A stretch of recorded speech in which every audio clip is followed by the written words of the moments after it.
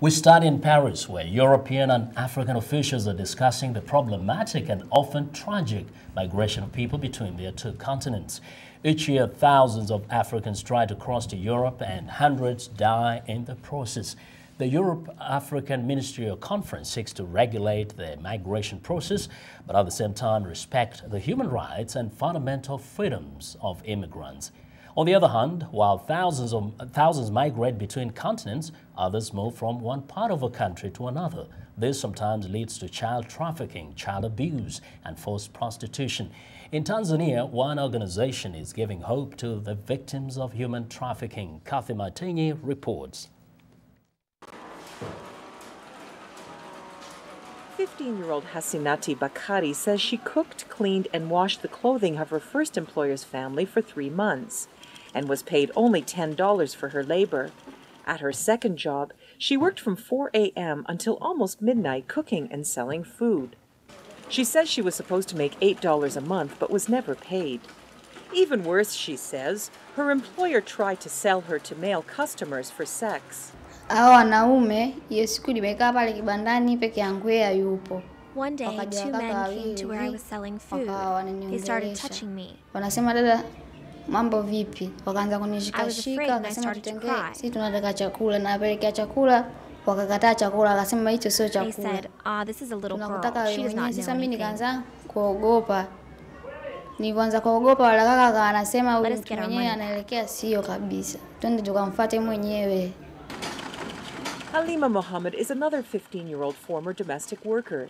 She tells of a similar experience following the death of her employer. Alipokufa yule mama, msiba ulipoisha, kukaa kuna ndugu wa mwanaume watatu dada zake. 1 week after she died, her husband's sisters decided that I should marry the man. Yani kwamba yule baba anioe mimi.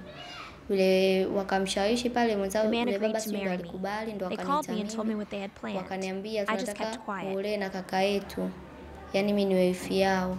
I told a lady about the situation, and she rescued me from the house. Halima and Hassinati are two of about 36,000 vulnerable girls and young women who the Kyoto Women Health and Development Organization, or VOA, has helped since 1998. 22 centers across the country offer health care, counseling, and skills training in tailoring, batik making, and food processing, among other activities. The organization sends some girls back to school. 10 of the 22 centers have residential facilities. Justa Mwaituka is Kiwohede's founder and executive director. She says a major goal of the organization is to help former child prostitutes and domestic workers to become economically self-sufficient. The products that they make are sold at the various Kiwohede centers. Mwaituka describes the early days of Kiwohede, when she and her colleagues reached out to child prostitutes.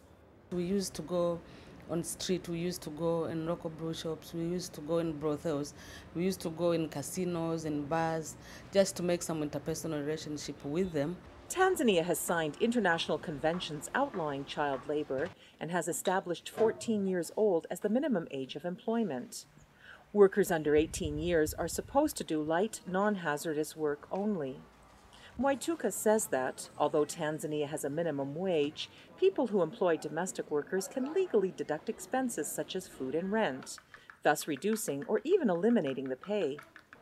Poverty drives many girls to leave their homes, typically in rural areas, and they come to Dar es Salaam and other cities with promises of a better life. The parents are the perpetuators, actually, because they are dealing with the pimps and traffickers who come from the cities. It is because of their ignorance. They don't know what will happen. Instead of viable employment, the girls often find themselves much worse off than before.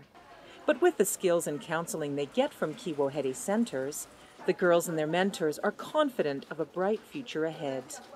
Kathy Martini for VOA News, Dar es Salaam, Tanzania.